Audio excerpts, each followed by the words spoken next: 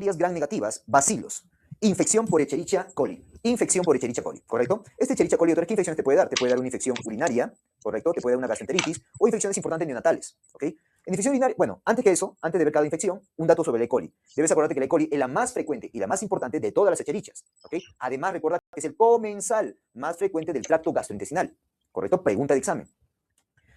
Con respecto a la infección urinaria, simplemente recordarte que es la causa más frecuente tanto en pediatría como en adultos, ¿correcto? Es la causa más frecuente de hito en 80-85% de los casos. Tú lo sabes eso. La vía como llegó hacia la vía urinaria es vía ascendente, no te olvides, ¿correcto? Y tiene que ver mucho, pues, ese ascenso que hace a través de las paredes, ¿ya? Bueno, gastroenteritis. Ahí quiero que recuerdes 5. Hay una sexta, pero estas 5 según según la bibliografía de infectología, ¿correcto? ¿Ok? Muy bien, Murray. Miren, según esto, doctores, ¿okay? Hay 5 tipos de E. coli que afectan a nivel gastrointestinal. La E. coli enterotoxigénica, la E. coli enteropatógena, la E. coli enteroagregativa, la E. coli enteroinvasiva y la E. coli enterohemorrágica. ¿Correcto? Muy bien. Ahora, doctor, lo voy a separar así, 3 arriba y 2 abajo. ¿Qué te parece? Estas 3 de arriba, doctores, si es que van a ser, porque no siempre hacen clínica, pero si es que van a ser clínica, o sea, una gastroenteritis, ¿dónde afectarán? A nivel del intestino delgado, ¿correcto? De llevándote una diarrea de tipo acuosa. En cambio, la E. coli interinvasiva y la E. coli hemorrágica, si van a afectar, afectan el intestino grueso, llevándote una diarrea de tipo disentérica. ¿Correcto? Mira la diferencia. Ahora, datitos más que quiero que te acuerdes. Con respecto, por ejemplo, a la E. coli enterotoxigénica. Esta yo puedo decir que es la más frecuente de estas E. coli. Además, no te olvides que es la causa de diarrea del viajero, es la causa de diarrea, la causa más frecuente de diarrea en mayor de 2 años y la causa más frecuente de diarrea en adultos. Estoy hablando de diarreas de qué tipo? Diarreas acuosas. Diarrea de tipo acuosa. ¿Correcto? Muy bien. Y abajo, la E. coli enterohemorrágica también, quiero que recuerdes, le puedo considerar como la más grave, ¿ok? E. coli enterohemorrágica. ¿Por qué? Porque un serotipo, conocido como el O157H7, ¿ok? Tú sabes que se relaciona al famoso, o es causa de brindarte la toxina chiga para relacionarse con el famoso síndrome hemolítico urémico, típico de niños, típico de los menores de 5 años, el conocido CHU-D positivo, o CHU típico, también le dicen, ¿correcto? Muy bien. Infecciones neonatales, bueno, acá 2 tipos de infecciones muy importantes. Recuerda que E. coli en neonatos es la segunda causa más frecuente tanto de sepsis neonatal como de meningitis neonatal. Eso se ve en neonatología. Ahora, un datito. El tipo de E. coli que te lleva a la meningitis neonatal, datito, ¿de qué cepa es? De la cepa K1. Cepa K1, ¿ok? Para meningitis neonatal. Muy bien. Y no solamente estas infecciones neonatales, ¿no? También se han visto infecciones en endometrio, ¿no? La fiebre puerperal también puede ser causado por E. coli, ¿ok? Muy bien. Bacterias gram negativos, bacilos. Infección por Klebsiella pneumoniae, ¿ok? Esta te da un tipo de neumonía extrahospitalaria. Datos de epidemia, doctores, factores de riesgo. O sea, ¿en qué paciente se va a presentar este? Se va a presentar en pacientes alcohólicos, en pacientes diabéticos o en pacientes con EPOC, ¿correcto? En ellos tienes que pensarlo. Es un tipo de neumonía extrahospitalaria, por si acaso. La clínica, doctores, se trata de una neumonía grave. Es una neumonía grave que va con necrosis, cavitación, abscesos, empiemas, etc. El paciente obviamente va a venir con clínica de infección, o sea, fiebre, tos, puede llegar incluso hasta dificultad respiratoria, ¿ok? Y típicamente hace esto, una tos con esto de acá, con jalea de grosella, o sea, ese es el jalea de grosella, por ejemplo, ese aspecto es el esputo que sale, tos con jalea de grosella. Acuérdate, ¿dónde más escuché jalea de grosella yo? También escuché jalea de grosella, por ejemplo, en intususcepción, ¿correcto? Ok, muy bien. Invaginación intestinal en niños, muy bien. Y le gusta afectar el lóbulo superior derecho. Por eso, para el diagnóstico, sería importante que le pides una placa y vas a ver ahí la clásica imagen por la cual se le brinda el nombre a este tipo de neumonía. Por esta imagen que tiene, es que se le brinda el nombre de neumonía pesada. ¿Por qué, doctor? Ah, ya. Como hay tanta secreción, tanta pus, tanto absceso ahí, esto pesa. Al pesar, abomba la cisura hacia abajo. Mira cómo lo ha bombado hacia abajo. ¿No está la flecha blanca? ¿Correcto? Muy bien. Por eso adopta ese nombre de neumonía pesada. No te olvides, Klebsiella pneumoniae. Tratamiento, doctor, carbapenems, ¿ok? Que es un tipo de betalactámico, fluoroquinolonas y cefalosporina de 4ª generación, ¿correcto? Cualquiera de ellos puedes optar. Muy bien. Infección por Proteus mirabilis, causa ITU. Puede dar otras infecciones también, ¿ok? Pero acá vamos a hablar de ITU. Primero recordar, ya, un datito sobre este Proteus mirabilis. Esta bacteria, doctores, tiene un montón de flagelos, como estás viendo ahí, un montón, ¿ya? Por tal motivo, como tiene un montón de flagelos, es muy, pero muy móvil. Es muy móvil. ¿Correcto? Recuerda ese datito. También recuerda que esta bacteria es ureasa positivo. No te olvides, una bacteria importante, no es el único, pero una bacteria importante, representante del tracto urinario, que además es ureasa positivo, Proteus mirabilis. ¿Ok? Pero, si yo te digo, una bacteria importante, representante del tracto gastrointestinal, que es ureasa positivo, ¿quién es? Helicobacter pylori. ¿Correcto? Muy bien.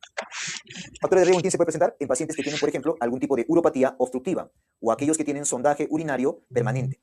En ellos tienes que pensar este tipo de infección, ¿ok? En la clínica obviamente van a venir como una infección urinaria, ¿correcto? O sea, ¿es causa de infección urinaria? Sí, pero menos frecuente, ¿ok? Tú sabes que dentro de las ITUS, lo has visto en nefrología, lo verás en nefrología, lo más frecuente, doctores, es que sea E. coli. Menos frecuente, hay lejos, Proteus, Serratia, ¿correcto? Muy bien. Pero esta Proteus mirabili es la bacteria de la ITU que va con cálculo. O sea, un cálculo que va con ITU. ¿Qué bacteria sería? Proteus mirabilis. Ya, doctor, ¿qué cálculo es ese? El famoso cálculo de estrubita. Recuerda que este es un cálculo radiopaco.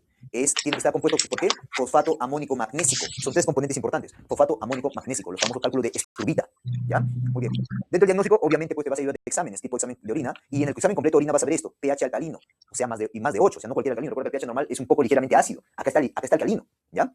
Y los famosos cristales de fosfato amónico magnésico, ¿ya? Urocultivo, obviamente, para encontrar la bacteria, e imágenes para encontrar el cálculo, ¿correcto? E incluso puede ser por ecografía y por radiografía. E incluso, doctores, si hay radiografía, puedes encontrar este tipo de forma, esta imagen típica, el signo de tu amigo. ¿De mi amigo, doctor? Sí, en asta de venado. ¿Ok? ¿Estamos de acuerdo? Mira esa imagen de ese famoso cálculo coraliforme que te brinda este estrubita, ¿no? El signo radiológico en asta de venado. Tratamiento, cefaloprina de cuarta generación, imipenem, clotimazol o quinolonas, ¿correcto? Esas opciones tienes como tratamiento. Infección por salmonella no tifi, no paratifi, salmonelosis, ¿ya? Recuerda que la tifi y paratifi te da fiebre tifoidea. Algunos datos sobre esta. ¿Quiénes son ellas? Por ejemplo, la enteritis, salmonella tifimurium o la salmonella newport, ¿correcto? Son algunos de los ejemplos de no tifi, no paratifi. La transmisión va a ser por vía oral, ¿correcto? Recuerda que este de acá, a diferencia de la fiebre tifoidea, sí es una zoonosis, ¿correcto? ¿Ok? Y los alimentos que generalmente se relacionan, ¿no?, con esta salmonelosis es, por ejemplo, huevo, el consumo de huevo, ¿correcto? El consumo de cremas pasteleras, mayonesa, ¿correcto? Productos lácteos, ¿ya? E incluso el simple contacto con animales, por ejemplo, las aves de corral. El simple contacto con los animales, ¿correcto? También, lo metes a la boca, pones en contacto con una gallina, un gallo que está infectado con esto, lo metes a la boca y entra, pues, doctores, esta bacteria por la vía oral, ¿ok? Muy bien, por eso decimos que es una zoonosis, ¿ya? Estos alimentos contaminados también vienen, pues, porque se contaminaron de productos de animal, ¿correcto? Muy bien. En la clínica, periodo de incubación no es tan largo, 6 horas a 2 días, mira, ¿ok? Te va a dar una queca disentérica, que te puede llevar a bacteriemia, y es por eso que te brinda la fiebre también, ¿correcto? Muy bien. Se puede presentar en brotes, ¿correcto? Todos van a comer en un solo lugar y hay un brote ahí de salmonelosis. La duración tiene resolución espontánea, 3 a 5 días, y a diferencia de lo que es la fiebre tifoidea, acá no hay portador crónico. En fiebre tifoidea sí hay portador crónico. El diagnóstico, obviamente, estudio de ese tipo coprocultivo, y por hacer bacteriemia también podrías pedir hemocultivo, pero no es común solicitarlo, ¿ya? No es común. A lo más el coprocultivo es lo que se lo solicita. Tratamiento, obviamente es una diarrea. Siempre cuando veas diarrea, por favor, el tratamiento suele ser hidratación, siempre. Ya sea por E. coli, ya sea por salmonella, cualquiera. Lo primero ante una diarrea siempre es hidratar, por favor, ¿ya? Ahora, si voy a dar antibióticos, ¿es necesario? En realidad, solamente en algunos casos. Casos graves o aquellos pacientes que tienen algún factor de riesgo para que generen casos graves, justamente. Por ejemplo, doctor, por ejemplo, que sean lactantes menores de 3 meses, que sean ancianos, inmunosuprimidos, ¿ok? Alguna condición que lo predisponga a formas graves, etc. ¿Ya? Solo en esos casos podría darle ciprofloxacino o de repente una cefalosporina tipo ceftriaxona, por ejemplo, ¿ya? Pero generalmente no requiere antibióticos, ¿ya? Muy bien. Infección por salmonella tifi y paratifi, fiebre tifoidea. Acá, doctores, recordar que acá el único reservorio viene a ser el humano. O sea, esta transmisión, doctores, es de humano a humano. Por lo tanto, no es una zoonosis, a diferencia de las salmonellas no tifi o no paratifi. La transmisión es bioral. Como es de humano a humano, obviamente fecal oral, ¿correcto? Y lo típico es que te digan consumo en ambulante. Eso te van a decir. El paciente consumió en ambulante, ¿correcto? Muy bien. En alimentos con mala higiene. La bacteria ingresa por vía oral, ¿ya? Llega al tubo digestivo y ahí en el intestino ubica a la placa de Peyer para que ahí comience a multiplicarse. Se ubica en la placa de Peyer. Comienza a multiplicarse y de ahí, doctores, migra ¿a dónde? Migra a ganglios. Mira, a ganglios linfáticos. De los ganglios linfáticos pasa a la sangre. Acá en la sangre va a ser la primera bacteriemia. Su primera bacteriemia. Y de esa primera bacteriemia llega principalmente ¿dónde? Al hígado. También puede llegar al vaso, por si acaso, ¿ya? Pero principalmente al hígado. Y del hígado comienza a nuevamente botar a la bacteria a la sangre para que haga las bacteriemias secundarias. Y por eso viene con fiebre, una fiebre continua, ¿ya? Muy bien. Esa es más o menos la lógica, ¿ya, chicos? Muy bien. Portador crónico. Ya que estoy hablando de epidemia, ¿cuándo digo que es un portador crónico un paciente? Es un portador crónico cuando por más de 12 meses, o sea, más de un año, elimina a la bacteria, ya sea por heces o ya sea por orina. ¿Correcto? Muy bien. En la clínica, recuerda que esta fiebre tifoidea es conocida como una fiebre entérica, ¿ya? Es la presentación de fiebre entérica de la salmonella tifi o paratifi. Su periodo de incubación es 1 a 2 semanas, ¿correcto? Y clásicamente se la divide en 4 semanas. La primera semana es la del ascenso de la fiebre. Como estás viendo, es un ascenso en picos, ¿correcto? En la segunda semana es de la enfermedad establecida, donde vemos la clínica clásica, pues, de la fiebre tifoidea. La fiebre que es una fiebre continua. Aparece el famoso signo de Faguet. ¿Qué es el signo de Faguet? Es la bradicardia relativa. Es una bradicardia rara. ¿Por qué rara? Porque aparece en el contexto de una fiebre. ¿Qué tiene eso de raro, doctor? Recuerda que normalmente en la fiebre uno hace bradicardia. Ah, no, hace, doctores, bradicardia. Eso se llama signo de Faguet. Cefalea, ¿no? Roceola tífica, o sea, un exantema parecido a la roceola, solamente que es en el contexto de una fiebre tifoidea. El estado físico, que es el malestar, el decaimiento, el cansancio que tiene el paciente. La visceromegalia, que es específico. Y te puede hacer tanto diarrea como estreñimiento, ¿ah? Te puede hacer los dos. Ten cuidado. Bueno, luego viene clásicamente la tercera semana, que es la semana de las complicaciones. La más frecuente es la complicación de hemorragia digestiva. La más severa, esto es lo más clásico, ¿ya? Esta información que acabo de dar es información clásica, ¿ya? Lo más frecuente es hemorragia digestiva. Lo más severo es perforación intestinal. Y si se va a perforar, ¿dónde es que se perfora? En ilion terminal. Ilion terminal, gatito. También te puede hacer clínica neurológica tipo meningismo, colicitis aguda, glomerulonefritis, etc. ¿Ya? Ah, por cierto, cuando llegaba la bacteria al hígado, ¿dónde le gusta quedarse para que justamente se vuelva un portador crónico? En la vesícula biliar. Le encanta, peor todavía hacer cálculos, ¿ah? Peor todavía hacer cálculos. Y como habrán visto en cirugía, una indicación para hacer colicistectomía en un paciente con cálculo en un paciente con cálculo en la vía biliar, o sea, con colelitiasis, es, pues, doctores, el que tenga infección por salmonella. ¿Ya? Bueno. Y la cuarta semana es la de efervescencia de la fiebre, la caída de la fiebre, ¿correcto? Muy bien. El diagnóstico, doctores, si a ti te preguntan, la primera prueba que te pediría, ¿cuál sería? La primera prueba, doctores, debe ser aglutinaciones. Para que sea positiva, tiene que ser mayor o igual a 1/160. Para que sea positiva, que suele ocurrir a la segunda semana, tiene que ser mayor o igual a 1/160. Doctor, ¿por qué pone hemograma acá? ¿Hay algo característico? Sí. No te olvides que el hemograma cursa con una leucopenia con desviación izquierda. ¿Correcto? Leucopenia con desviación izquierda. Cultivos. No te olvides que el hemocultivo viene... Ah, por cierto, este tipo de hemograma aparece también a la segunda semana, o se ve en la segunda semana. Ahora, doctor, el hemocultivo, datos de los cultivos. Si vas a pedir un gol estándar, sería el hemocultivo, gol estándar. Y si lo vas a pedir, tiene que ser en la primera semana. Es el mayor momento donde vas a encontrar posibilidad. El mielocultivo, doctores, es conocido como el más sensible, ¿correcto? El más sensible y por ende el más rentable. Y le puedes pedir en cualquier semana, porque siempre sale positivo, o casi la mayoría de los casos sale positivo. Urocultivo y coprocultivo, si es que piensas pedirlo, debes pedirlo en la segunda a tercera semana. Ahí deberías pedirlo, ¿correcto? Muy bien. Listo. Tratamiento, doctores, bueno, depende. Si estamos en infección aguda, o sea, en la misma fiebre tifoidea, ¿ok? Pregúntate, ¿está complicado o no está complicado? Si no está complicado, ok. Primera opción, ciprofloxacino por 7 días y segunda opción, acitromicina por 5 o 7 días. Todo vía oral, ¿correcto? Ahora, doctor, y si está complicado, puedes darle ceftriaxona, pero por más tiempo, 10 a 14 días, ¿ok?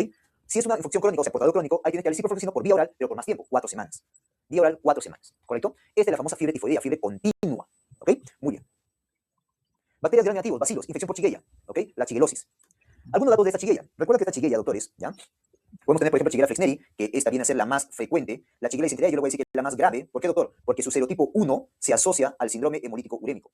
Shigella bodei no tiene ningún dato. Shigella sonei sí, porque es de la más leve. ¿Correcto? La más leve.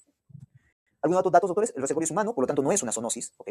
La transmisión es vía oral, por lo tanto si es de humano a humano tiene que ser fecal oral y no hay portador crónico tampoco, ¿no? Es pues el consumo de alimentos contaminados con ese de pacientes que han tenido Shigella, ¿ok? En la clínica periodo de incubación 1 a 3 días puede ir desde un cuadro asintomático hasta la famosa disentería bacilar. Así se le llama la disentería por Shigella, disentería bacilar, ¿ok? De ese rango de espectro de infección puede tener. Ahora, si es que hace diarrea, hay una evolución clásica. Primero comienza con una diarrea acuosa y luego cambia a una diarrea disentérica. En ese contexto te va a ser fiebre, cólico intenso, tenesmo, pujo y vómitos. Doctores, remarca pone amarillo, patito, florcita, no lo sé, ponle algo, ¿ya? Si tú ves una diarrea disentérica, ¿ok? Una diarrea disentérica con pujo y tenesmo, al toque piensa en Shigella, por favor, ¿ya? Y a la cabeza Shigella flexneri, ¿correcto? Porque es la más frecuente, ¿ya? Y no te olvides, la flexneri, está bien que digas que es la más frecuente, pero también es la causa más frecuente, ponlo ahí, de diarrea aguda disentérica en mayor de 2 o 5 años. Es decir, también diarrea aguda disentérica más frecuente en adulto, ¿ya? En los adultos. Muy bien. No te olvides, pujo, tenesmo, al toque, marca, Shigella. Diagnóstico, obviamente examen de ese tipo, reacción inflamatoria, coprocultivo, etc. ¿No? Y dentro del coprocultivo, ahí te dejo 3 cultivos que encontré por ahí que deberías usar para Shigella. Tratamiento, es una diarrea. ¿Qué es lo primero? Hidratación, es lo primero, doctores, ya sea vía oral o ya sea endovenoso, dependiendo del estado de hidratación. Ahora, si vas a dar antibióticos, solamente lo darías en casos graves o pacientes con factor de riesgo, ¿ya? Por ejemplo, quinolonas o acitromicina. Quinolonas o acitromicina. O sea, ciprofloxacino me refiero. Complicaciones, puedo dividirlas en dos grupos, las intestinales, correcto, y las sistémicas. Las intestinales, por ejemplo, proctitis, prolapso rectal, megacolon tóxico, obstrucción intestinal, perforación colónica. Ese cuadro te puede llevar. Y las sistémicas, bacteriemia, por ende sepsis, hipovolemia, o sea, por deshidratación, hiponatremia, característicamente, y esto, doctor, es por alteración de la hormona antidiurética, o sea, hace un tipo de SIHAT. Esto es por un SIHAT, no es por la pérdida de sodio, es porque desarrolla un SIHAT, ¿ya? Muy bien. Reacción leucemoide, más de 50.000 leucocitos tranquilamente te puede llegar a ser, correcto, es una complicación. Neurológicas, dentro de las neurológicas, por favor remarca, amarillo, patito, florcito, se pone algo ahí, ¿ya? Convulsiones, es la más frecuente complicación neurológica de shigellosis, ¿estamos de acuerdo? Convulsiones, por eso siempre digo, diarrea disentérica, con pujo, tenesmo y convulsiones, marca Shigella, ¿ya? También te puede llevar una artritis reactiva, e incluso dentro de la artritis reactiva tú sabes que hay uno que es conocido como Reiter, ¿no? La artritis Reiter, o síndrome de Reiter, que se caracteriza por una triada, ¿no? La conjuntivitis, la artritis y la uretritis, ¿ya? Y también, pues, como te dije, puede llevarte a un síndrome hemolítico urémico, un SHU, de positivo. Muy bien. Infección por